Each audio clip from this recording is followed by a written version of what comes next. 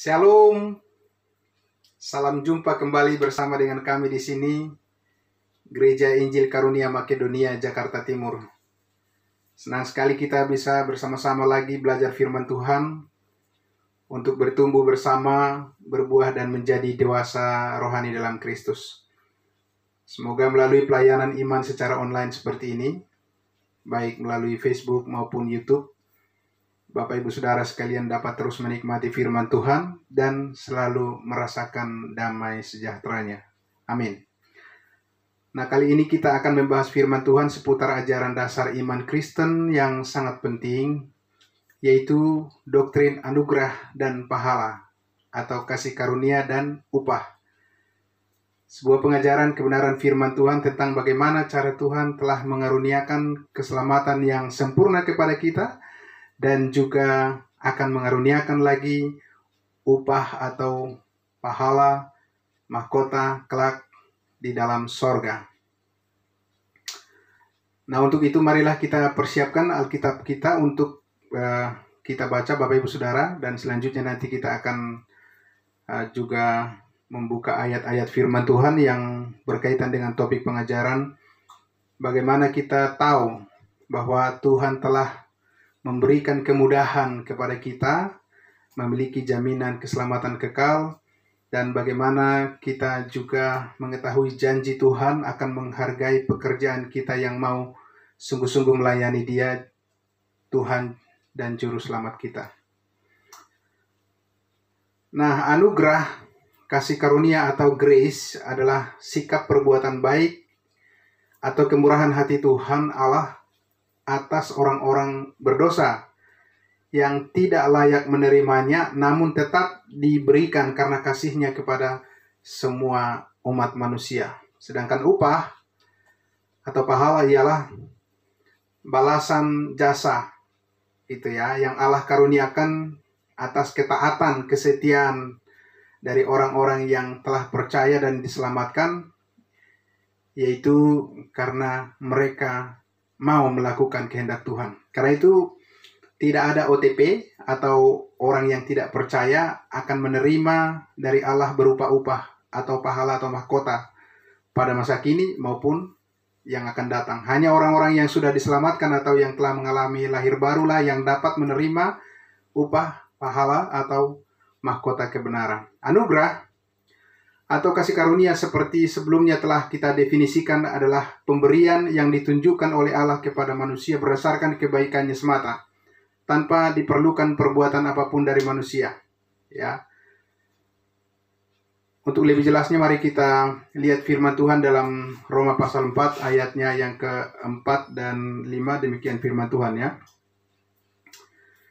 Kalau ada orang yang bekerja, upahnya tidak diperhitungkan sebagai hadiah tetapi sebagai haknya. Tetapi kalau ada orang yang tidak bekerja, namun percaya kepada Dia yang membenarkan orang durhaka, imannya diperhitungkan menjadi kebenaran. Jelas sekali di ayat 5, firman Tuhan ini katakan, jika ada orang yang tidak bekerja, tidak melakukan apapun, tidak berjuang, tidak karena kesetiaannya, tidak karena puji-pujian, nyanyian atau doa-doanya dan perbuatan apapun, namun percaya atau beriman kepada Tuhan Allah yang membenarkan orang durhaka atau orang berdosa, maka Tuhan Allah memperhitungkan imannya atau kepercayaannya itu ya sebagai kebenaran. Maka kebenaran yang dimaksud di sini adalah bukan lagi kebenaran manusia karena perbuatan, tetapi kebenaran Allah karena iman atau karena percaya. Nah, rupanya anugerah atau kasih karunia Allah ini sangat berhubungan dengan pembenaran, yaitu bagaimana Allah melihat orang yang tidak benar, namun dibuatnya menjadi benar karena apa yang telah Allah lakukan berdasarkan kebaikannya yang Ia perlihatkan kepada semua umat manusia melalui pengorbanan dan kematian anaknya yang tunggal Yesus Kristus di atas kayu salib. Maka satu-satunya yang layak dipandang sebagai dasar pembenaran dan keselamatan manusia saat ini ialah bukan lagi karena melihat perbuatan-perbuatan atau kebaikan-kebaikan atau kesalehan-kesalehan yang ditunjukkan oleh manusia itu, tetapi hanya oleh karena anugerah atau kasih karunia Allah semata. Ya. Nah, kita harus selalu ingat Bapak Ibu Saudara bahwa karena dosa-dosa, maka sebenarnya tidak ada lagi manusia yang benar di hadapan Allah. Semuanya telah berdosa dan telah kehilangan kemuliaan Allah. Ya, mari kita lihat lagi firman Tuhan dalam Roma pasal 3. Roma pasal 3 ayat 23 sampai 24 dikatakan begini. Karena semua orang telah berbuat dosa dan telah kehilangan kemuliaan Allah, dan oleh kasih karunia telah dibenarkan dengan cuma-cuma karena penebusan dalam Kristus Yesus. Firman Tuhan ini berkata, karena kasih karunia telah dibenarkan. Artinya dasar yang menyebabkan kita menjadi benar ialah kemurahan hati Allah, kebaikan Allah semata. Kebaikan Allah yang mana? Ya, kebaikan hati Allah yang mana yang menyebabkan kita dan membuat kita menjadi orang-orang benar, Bapak Ibu Saudara. Karena terlalu banyak kemurahan hati Allah yang telah dikaruniakan kepada kita umat manusia. Tetapi tidak semua kemurahan hati Allah itu selalu berhubungan dengan terhantarnya kita manusia hingga tiba pada keselamatan yang kekal saat ini. Ketika Tuhan Allah harus mengorbankan seekor hewan untuk menyelamatkan Adam dan Hawa yang telah berdosa dengan cara memakaikan kulit binatang sebagai pakaian untuk menutupi keadaan malu mereka berdua, yang saat itu mereka sedang berusaha menutupi aib mereka dengan daun pohon ara. Maka hal itu, yaitu pengorbanan dan penumpahan darah hewan itu, adalah merupakan bentuk anugerah atau kasih karunia Allah bagi Adam dan Hawa waktu itu. Ya, demikian juga dengan Habel, ketika ia mempersembahkan domba karena iman sehingga Tuhan Allah berkenan kepadanya. Itu juga adalah merupakan penyataan anugerah atau kasih karunia Allah kepadanya saat itu. Demikian juga dengan Nuh, ketika ia dan keluarganya diselamatkan oleh Allah dari penghukuman air bah yang menghanguskan semua makhluk hidup di bumi karena dosa besar yang manusia lakukan pada saat di masa lampau itu, adalah juga merupakan perwujudan dari anugerah atau kasih karunia Allah semata kepada manusia ketika itu. Ya, kepada Nuh dan keluarganya tentunya. Begitupun dengan Abraham ketika ia mempersembahkan kepada Allah Ishak, anaknya yang tunggal, anak tunggalnya. Namun karena kemurahan hati Allah, Ishak diselamatkan dan Allah menggantikannya dengan domba yang tersangkut di semak-semak untuk dikorbankan bagi kemuliaan Allah. Itu semuanya juga adalah manifestasi dari anugerah dan kasih karunia Allah kepada Abraham dan keluarganya saat itu. Demikian juga dengan Musa dan segenap bangsa Israel ketika Allah mengaruniakan kepada mereka jalan keselamatan dan hidup dalam segala berkat-Nya melalui serangkaian ketaatan mereka kepada hukum Taurat. Hal itu juga merupakan perwujudan anugerah atau kasih karunia Allah kepada bangsa Israel. Ya, pada saat itu Israel akan sangat diberkati apabila mereka mendengarkan dan setia menaati seluruh hukum dan perintah-perintah Yahweh Elohim. Itu semuanya adalah penyataan anugerah atau kasih karunia Tuhan yang harus mereka terima dan hargai sepenuhnya waktu itu. In the time past, pada waktu dulu.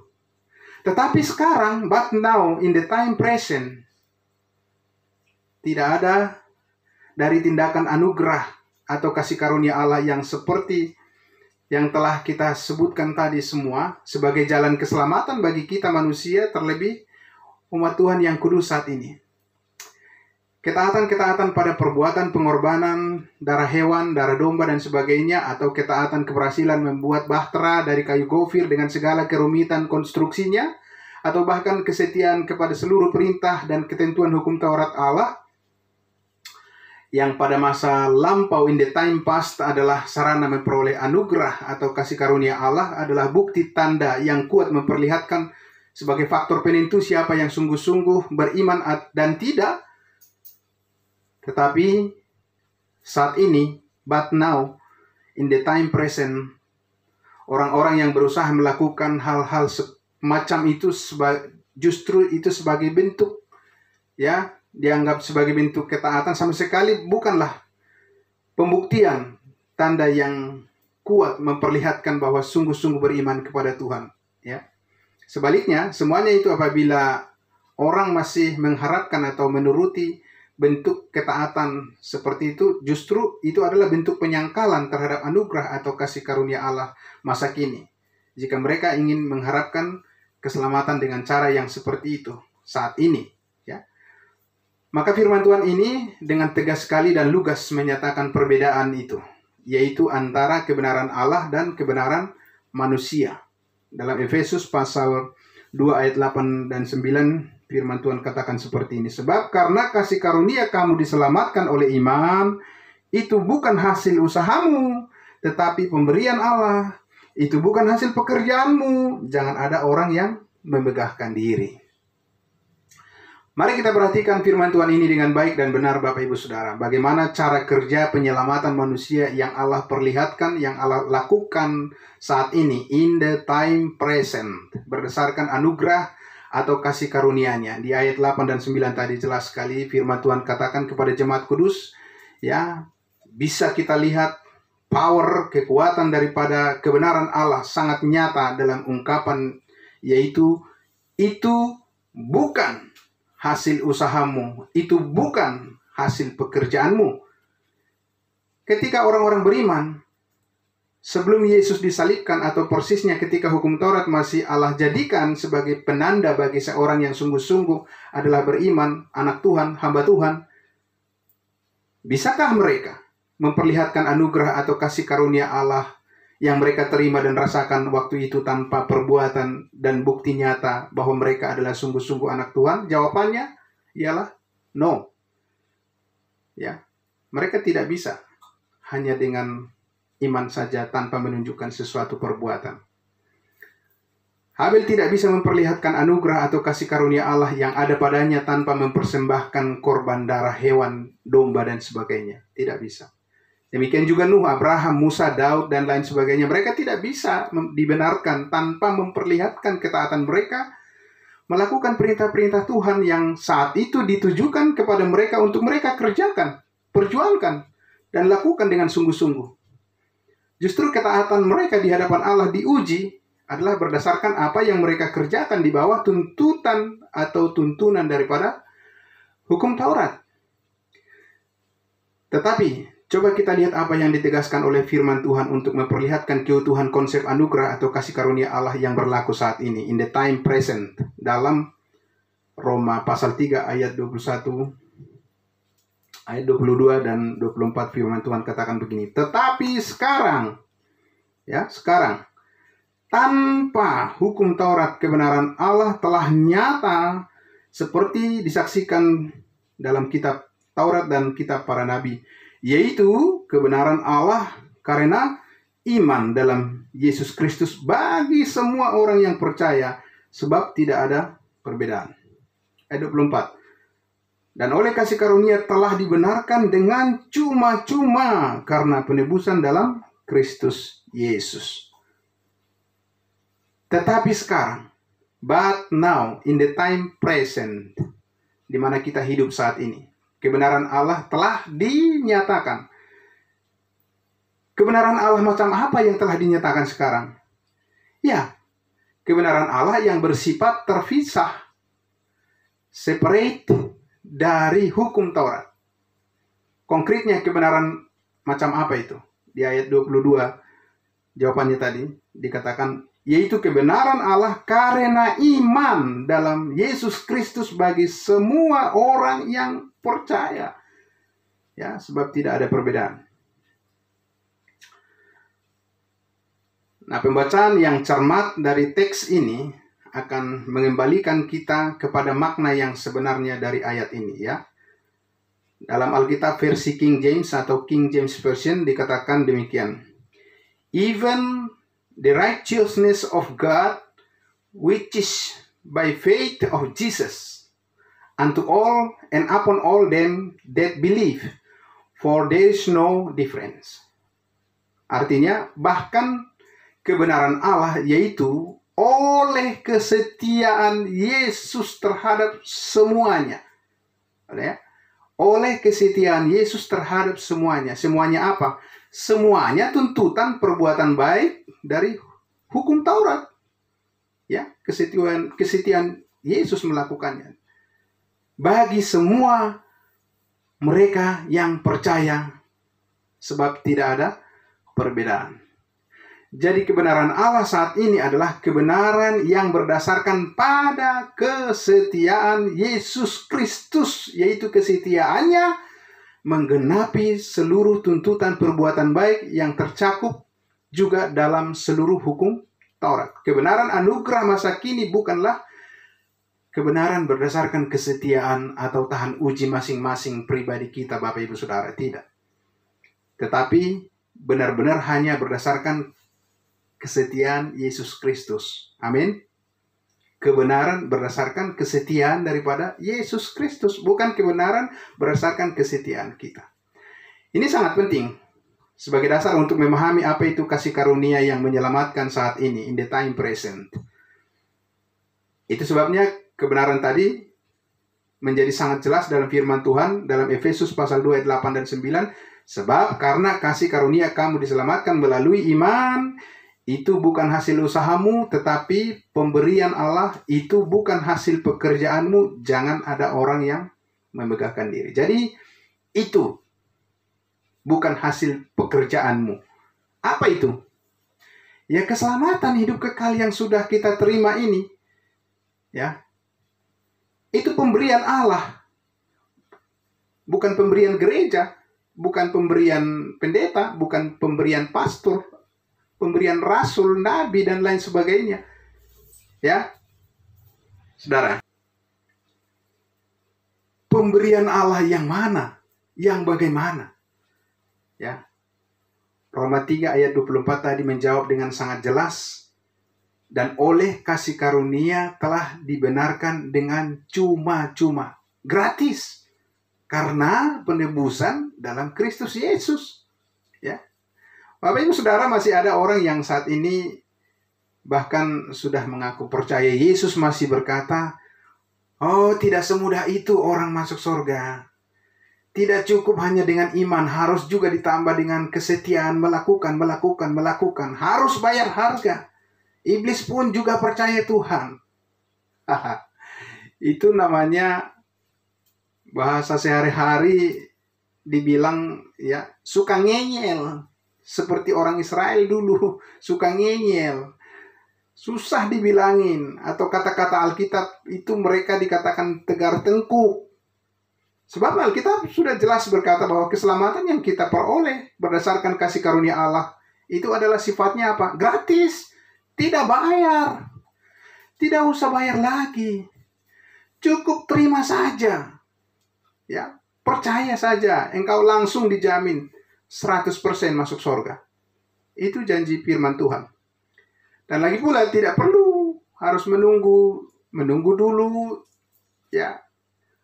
Harus mati dulu baru tahu bisa masuk surga. Tidak. Sekarang pun bisa kita tahu. Karena firman Tuhan, yaitu Alkitab, yang ada di tangan kita ini, sungguh-sungguh sudah memberitahu kita.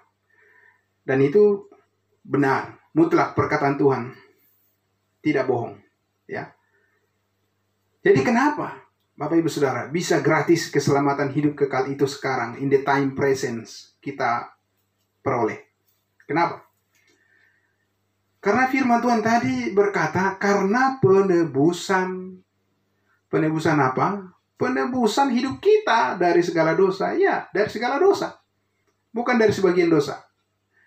Tetapi lunas dibayar oleh darah Kristus di atas kayu salib. Ya. Jadi alasan mengapa sekarang semua manusia bisa diselamatkan masuk surga gratis tanpa bayar tiket masing-masing, ya. Tidak bayar tiket sendiri-sendiri. Karena Yesus telah membayar seluruhnya lunas. Amin. Sehingga saat ini, in the time present, upaya membayar harga untuk keselamatan masuk surga itu adalah bukti penolakan terhadap kasih karunia Allah dalam Yesus Kristus. Itu artinya, ya, akan binasa kekal di lautan api neraka. Ya. Lalu, bagaimana cara untuk memperoleh anugerah atau kasih karunia Allah yang baru ini, di time present ini, di saat ini? Ya, di zaman anugerah ini, zaman kasih karunia ini. Banyak orang beragama mengira bahwa dengan mengikuti upacara ritual tertentu atau yang biasa disebut sakramen-sakramen, maka anugerah atau kasih karunia Allah bisa diteruskan kepada manusia hingga orang itu menerima manfaatnya sebagai pembenaran dan jalan untuk diselamatkan. Mereka mengatakan tidak cukup hanya dengan iman untuk menerima anugerah keselamatan, melainkan harus juga dengan melakukan serangkaian ketaatan terhadap aturan-aturan yang dibuat sesuai dengan tradisi gereja, seperti pada saat pelaksanaan pembaptisan, perjamuan kudus, dan lain sebagainya. Tetapi benarkah Alkitab mengajarkan demikian, Bapak Ibu Saudara? Tidak benar Alkitab mengajarkan seperti itu, Bapak Ibu Saudara. Mari kita lihat ya. Kita lihat dulu firman Tuhan berikut ini dalam Kisah Para Rasul 2 ayatnya yang ke-38. Kita baca dulu ya. Jawab Petrus kepada mereka, "Bertobatlah dan hendaklah kamu masing-masing memberi dirimu dibaptis dalam nama Yesus Kristus untuk pengampunan dosamu, maka kamu akan menerima karunia Roh Kudus." Kekeliruan memahami program Allah saat ini, yaitu rencana besarnya untuk gerejanya, yaitu tubuh Kristus, akan menimbulkan berbagai kontradiksi dan kekacauan dalam memahami kemurnian anugerah atau kasih karunia Allah dalam Kristus Yesus saat ini. Untuk itu mari kita lihat lebih jelas lagi sebenarnya kepada siapa perkataan firman dalam Kisah Para Rasul 2 ini ditujukan dan mengapa sikap pertobatan dan baptisan air dituntut sebagai sarana pengampunan dosa-dosa bagi mereka. Kita baca lagi lebih lengkap dari ayatnya yang ke-36. Ya. Saya akan buka dulu Kisah Para Rasul 2. Kisah Para Rasul 2 ayatnya yang ke-36 dikatakan begini. Kisah Para Rasul 2 ayatnya yang ke-36. Jadi seluruh kaum Israel harus tahu dengan pasti bahwa Allah telah membuat Yesus yang kamu salibkan itu menjadi Tuhan dan Kristus. Ketika mereka mendengar hal itu, hati mereka sangat terharu. Lalu mereka bertanya kepada Petrus dan rasul-rasul yang lain, "Apakah yang harus kami perbuat, saudara-saudara?" Jawab Petrus kepada mereka, "Bertobatlah dan hendaklah kamu masing-masing memberi dirimu dibaptis dalam nama Yesus Kristus untuk pengampunan dosamu, maka kamu akan menerima karunia Roh Kudus. Sebab bagi kamulah janji itu dan bagi anak-anakmu, bagi orang-orang yang masih jauh, yaitu sebanyak yang akan dipanggil oleh Tuhan Allah kita." Dan dengan banyak perkataan lagi, ia memberi suatu kesaksian yang sungguh-sungguh dan ia mengecam dan menasihati mereka, katanya, "Berilah dirimu diselamatkan dari angkatan yang jahat ini." Inilah perkataan firman Allah yang disampaikan oleh Petrus, Rasul Petrus di dalam khotbahnya kepada siapa? Apakah ditujukan kepada kita saat ini? Tidak sama sekali. Ya, melainkan dikatakan tadi kepada Israel.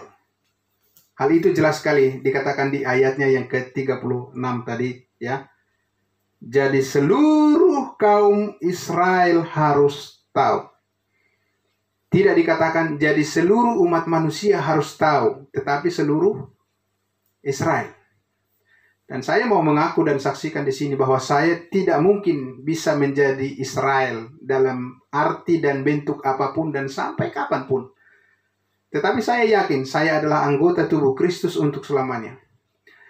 Jadi saya tidak merasa bahwa saya harus bertobat dan dibaptis air lebih dulu baru bisa mendapat anugerah pengampunan atas dosa-dosa saya.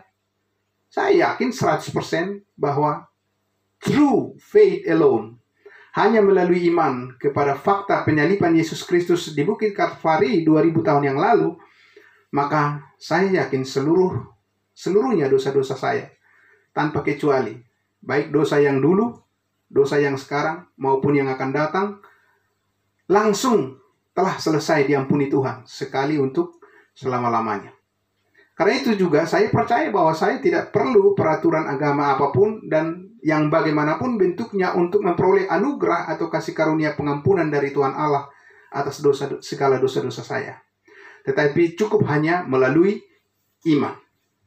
Karena penumpahan darah Yesus kematiannya, penguburan, dan kebangkitannya dari antara orang mati telah cukup untuk membuat saya menjadi sempurna, komplit di dalam Dia, yaitu di dalam Yesus Kristus Tuhan dan Juru Selamat kita, Juru Selamat semua manusia. Sebab Dia hidup untuk selamanya, maka saya percaya saya juga akan tetap hidup selamanya bersama Dia. Puji Tuhan. Namun bagi bangsa Israel, Bapak Ibu Saudara, meskipun mereka umat pilihan Allah, mereka adalah orang-orang yang telah membunuh Mesias Yesus Kristus. Tidak bisa hanya melalui iman memperoleh anugerah seperti yang Allah firmankan kepada kita saat ini. Ketika Allah menjalankan program kerajaannya bagi mereka, seluruh Israel harus bertobat dan mengaku dosa-dosa dan menyesal atas kesalahan mereka. Dan salib Kristus adalah batu sandungan bagi mereka. Mereka juga harus membuktikan diri bahwa mereka harus setia kepada Tuhan Allah melalui ketaatan mereka melakukan tuntutan hukum Taurat. Antara lain menerima baptisan air sebagai tanda pertobatan dan lain sebagainya. Disunat dan lain sebagainya. Dengan demikian mereka menerima anugerah kerajaan Allah. Seluruh Israel akan menerima anugerah atau kasih karunia Allah melalui ketaatan kepada perintah-perintah Tuhan yang ditujukan kepada mereka ketika Allah menjalankan program kerajaannya bagi umat pilihannya bangsa Israel. Namun saat ini, berkali-kali firman Tuhan melalui Rasul Paulus telah disampaikan kepada kita bahwa kita ini di dalam program dan rencana Allah yang sejak semula sebagai gereja tubuh Kristus adalah kita masuk dalam golongan bangsa lain atau bangsa kafir yang dulunya tidak punya pengharapan, tidak termasuk dalam perjanjian Allah dengan Israel, tidak mengenal Allah dan tanpa Kristus di dunia. Sedangkan Israel adalah bangsa kudus, bangsa pilihan, imamat yang rajani berdasarkan perjanjian Allah sejak dulu kepada nenek moyang mereka, yaitu Abraham, Ishak, dan Yakub. Kepada kita saat ini, firman Tuhan yang ditujukan langsung ialah, dan sekarang tanpa hukum Taurat kebenaran Allah telah nyata, yaitu kebenaran Allah karena iman, bukan karena perbuatan. Roma 3 ayat 21-23 yang tadi sudah kita jelaskan dalam topik pembahasan kita ini. Ya, lalu bagaimana persisnya anugerah atau kasih karunia Allah itu sampai kepada kita, baik secara personal maupun secara komunal? Inilah urutan peristiwa seseorang tiba pada penerimaan anugerah atau kasih karunia Allah. Mari kita lihat di dalam Efesus pasal 1 ayat 13 dan 14. Di dalam Dia kamu juga, di dalam Yesus, karena kamu telah mendengar firman kebenaran, yaitu Injil keselamatanmu.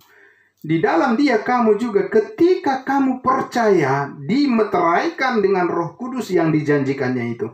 Dan Roh Kudus itu adalah jaminan bagian kita sampai kita memperoleh seluruhnya, yaitu penebusan yang menjadikan kita milik Allah untuk memuji kemuliaannya. Bapak Ibu Saudara, pertama-tama kita tahu tidak akan ada orang yang dapat diselamatkan saat ini tanpa terlebih dahulu mendengar Injil keselamatan, yaitu Injil kasih karunia.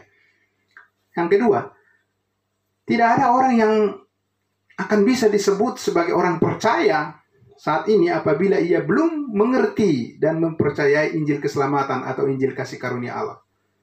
Yang ketiga, tidak akan ada orang yang bisa disebut anak Tuhan jika ia belum tiba pada suatu titik kesadaran bahwa ketika ia percaya, Roh Kudus telah dimeteraikan langsung dalam hatinya sebagai jaminan keselamatan kekal untuk selama-lamanya. Maka di sini kita melihat dengan sangat jelas bahwa keselamatan itu adalah bukan sebuah proses, tetapi langsung ketika percaya, ya, kita peroleh. Tidak menunggu. Tetapi untuk memperoleh upah adalah sebuah proses, butuh waktu yang panjang untuk berjuang dalam memperoleh upah itu, ya. Sekarang mari kita lihat, mari kita perhatikan lagi firman Tuhan dalam Roma pasal 11 ayatnya yang ke-6. Dikatakan demikian. Tetapi jika hal itu terjadi karena kasih karunia, maka bukan lagi karena perbuatan. Sebab jika tidak demikian, maka kasih karunia itu bukan lagi kasih karunia. Tetapi jika hal itu terjadi karena kasih karunia, maka bukan lagi karena perbuatan. Sebab jika tidak demikian, maka kasih karunia itu bukan lagi kasih karunia. Jadi keselamatan kekal adalah sesuatu yang sifatnya permanen. Tidak bisa diubah, tidak dapat diubah. Siapa yang bisa mengubahnya? Ya, tetapi ada orang yang berkata, ya Allah tidak mau mengubahnya, tetapi manusia diberi kehendak bebas atau free will untuk mengubahnya. Perkataan keliru yang seperti itu adalah mubazir dan tidak konsisten. Ini sama dengan mengatakan seorang nasabah bank yang sedang menerima hadiah sejumlah uang, lalu sambil menyerahkan hadiah uang tersebut di dalam amplop, petugas bank berkata, inilah hadiah uang yang kami serahkan kepada Anda dan mohon diterima. Tetapi kami tidak tahu apakah ada atau tidak di dalam amplop ini beberapa lembar uang palsu. Sehingga Anda nantinya bisa tidak betul-betul menerima uang sejumlah yang tertulis di amplop ini. What? Apakah biasa kita mendengar hal seperti itu dalam dunia perbankan? Jelas tidak sama sekali, karena kalau hal seperti itu yang terjadi, tidak akan ada orang lagi yang mau percaya pada lembaga keuangan. Karena jika petugas sebuah bank tahu yang mana uang palsu, mengapa mereka harus membiarkan hal itu terjadi kepada nasabahnya?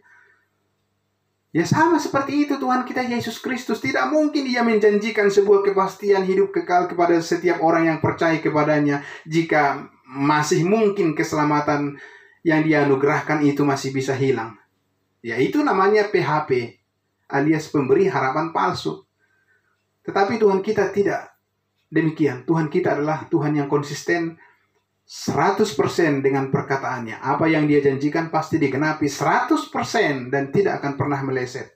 Sebab Ia adalah Tuhan Allah, Maha Kuasa, Maha Adil, Maha Tahu, Maha Segalanya, dan Ia sangat layak untuk dipercaya. Bagaimana kita tahu hal ini?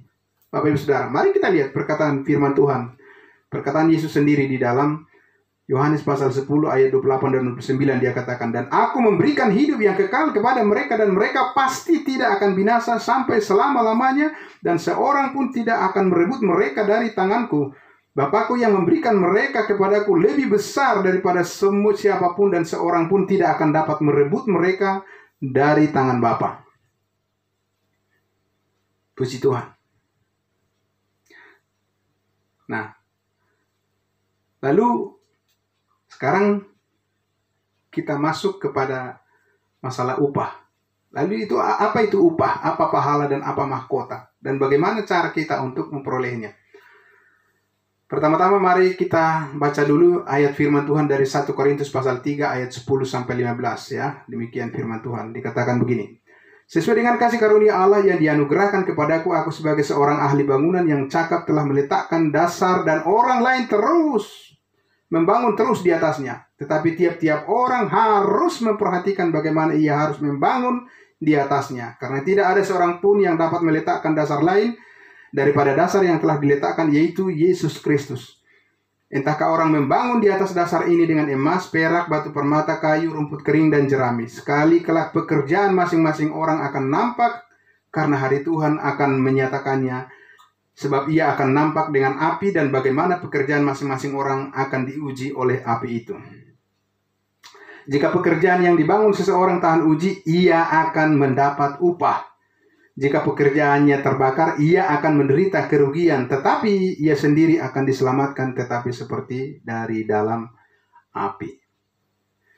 Bapak Ibu Saudara, ibarat membangun sebuah rumah besar atau gedung yang tinggi, setelah diletakkan dasar dan fondasinya, maka setelah itu Bapak Ibu Saudara bebas membangun di atasnya. Bapak Ibu Saudara tidak bisa bebas mengubah posisi dasar atau fondasi bangunan tersebut.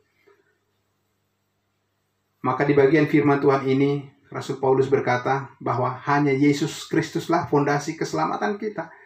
Tidak ada hal yang lain yang bisa dicampur adukan atau yang ditambahkan. Tetapi setelah kita berdiri di atas fondasi iman kita, yaitu Tuhan Yesus Kristus, kebenaran tentang Tuhan Yesus Kristus, selanjutnya kita bisa bebas membangun hidup kita di atas fondasi batu karang yang teguh tersebut. Karena itu, kita diminta untuk memperhatikan bahan-bahan bangunan kehidupan kita di atas fondasi yang teguh tersebut. Di ayat 14 tadi dikatakan, Ya. Jika pekerjaan yang dibangun seseorang tahan uji, ia akan mendapat upah. Ya, apabila pekerjaannya tahan uji, ia akan mendapat upah. Pekerjaan siapa dan mendapat upah di mana? Jelas ini bukan pekerjaan semua orang. Karena konteksnya ialah pekerjaan orang-orang kudus, orang-orang percaya, anak-anak Tuhan yang sudah memiliki keselamatan kekal. Firman Tuhan ini memberikan gambaran kepada kita dengan apa kita harus membangun, yaitu dengan emas, dengan perak, dan batu permata. Sesuatu yang bisa bertahan dan sifatnya kekal. Ya, dan jika hal itu nanti akan diuji di hadapan tahta pengadilan Kristus, ketika Ia datang menjemput kita di awan-awan, kita akan menerima upah, pahala atau mahkota. Sedangkan di ayat 5 tadi dikatakan, ya, di ayat 15 maksud saya, di ayat 15, jika pekerjaannya terbakar, ia akan menderita kerugian, tetapi ia sendiri akan diselamatkan, tetapi seperti dari dalam api. Jika pekerjaannya terbakar, ia akan menderita kerugian. Di sini bukan kerugian terkait dengan keselamatan, tetapi kerugian terkait dengan upah di dalam sorga. Bagaimana kita tahu hal itu?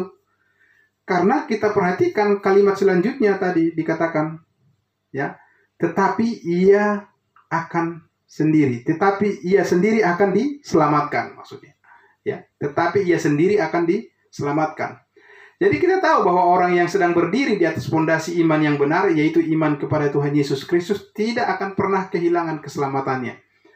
Karena sekali lagi dalam ayat ini secara spesifik dikatakan, tetapi ia sendiri akan diselamatkan. Maka di sini kita dapat mendapati dua hal yang pasti. Yaitu yang pertama, ketika Bapak Ibu Saudara percaya kepada Injil kasih karunia Allah, maka Bapak Ibu Saudara pasti diselamatkan sekali untuk selama-lamanya. Dan keselamatan Bapak Ibu Saudara tersebut tidak akan pernah hilang. Karena keselamatan kita diurus oleh Roh Kudus. Jadi tidak ada yang sanggup menghilangkannya, sebab itu namanya anugerah atau kasih karunia. Nah, kesimpulan ini tidak berarti bahwa Bapak Ibu Saudara diberi peluang untuk bebas berbuat dosa. Sama sekali tidak demikian. Sebab dalam 1 Korintus 6 ayat 20 telah dikatakan, sebab kamu telah dibeli dan harganya telah lunas dibayar, karena itu muliakanlah Allah dengan tubuhmu dan rohmu yang adalah milik Allah. Yang kedua, setelah Bapak Ibu Saudara percaya kepada Injil kasih karunia Allah, maka pekerjaan atau perbuatan kita menjadi sangat penting kita perhatikan. Karena jika tidak kita perhatikan dengan baik, maka kita akan bisa kehilangan upah kelak di dalam sorga. Jadi apa ada perbedaan upah di dalam sorga? Ya, jawabannya ya. Perbedaan upah, pahala atau mahkota yang akan kita terima, yang diterima oleh setiap orang yang percaya, orang kudus kelak di dalam sorga, adalah akibat dari perbedaan kualitas perbuatan atau pekerjaan yang kita lakukan selama kita di dunia ini. Karena itulah harus kita perhatikan bagaimana bangunan bentuk daripada perbuatan kita setelah kita diselamatkan. Bagaimana kita selalu taat kepada Tuhan. Ya, mari kita lihat sekali lagi dalam Roma pasal 4 ayatnya yang keempat dikatakan demikian. Kalau ada orang yang bekerja, upahnya tidak diperhitungkan sebagai hadiah, tetapi sebagai haknya. Ya. Ide ayat 4 ini ialah ketika saudara bekerja, maka saudara akan dibayar sebagai kompensasi karena itu adalah hasil usaha saudara. Tetapi, meskipun saudara tidak bekerja atau berbuat sesuatu, dikatakan di ayat 5 ini, tetapi kalau ada orang yang tidak bekerja, namun percaya kepada Dia yang membenarkan orang durhaka, imannya diperhitungkan menjadi kebenaran. Jadi meskipun saudara tidak bekerja atau berbuat sesuatu, namun kalau saudara percaya kepada Allah yang saat ini membenarkan orang berdosa, maka iman saudara itu diperhitungkan sebagai kebenaran. Itulah kasih karunia Allah. Jadi, untuk memperoleh keselamatan kekal tidak relevan dengan perbuatan-perbuatan, tetapi relevan dengan iman atau percaya saja. Karena keselamatan kekal itu adalah anugerah atau kasih karunia Allah semata. Jadi Bapak Ibu Saudara tidak perlu membayarnya dan tidak pakai syarat. Tetapi untuk memperoleh upah atau pahala atau mahkota di sorga, maka diperlukan usaha yang sungguh-sungguh. Pekerjaan baik, perbuatan-perbuatan yang seturut dengan kehendak Tuhan, memuliakan Dia. Ya. Nah, ini ada warning.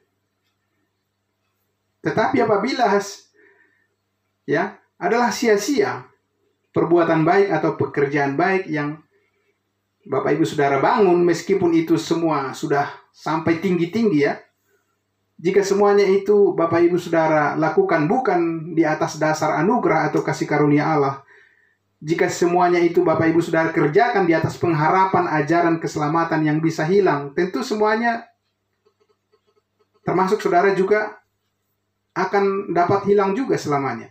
Ya. Jadi, rindukah Bapak Ibu Saudara untuk memperoleh upah yang besar kelak di dalam sorga? Amin. Mari kita beritakan terus Injil Kristus, Injil kasih karunia, Injil keselamatan. Tuhan Yesus memberkati. Amin. Demikianlah pesan firman Tuhan kali ini.